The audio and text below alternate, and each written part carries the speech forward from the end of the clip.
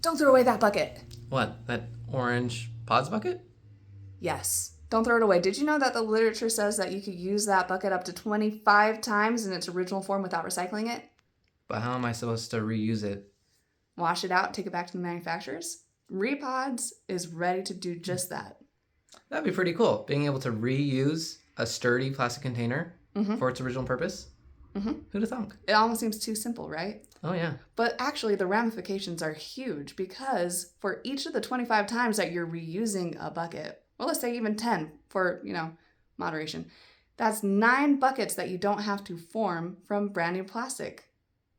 That's fantastic. And here at RePOD, Kate Hi, I'm Kate. and myself, Orland, are dedicated to not only improving the environment by reducing the amount of plastic we have to use, but also to our communities by providing opportunities for the people who donate or drop off these plastic containers to select an option to give money back to community efforts. We believe that we're poised for success. We have the technical ability and we have the management ability, and we're ready to go on this product.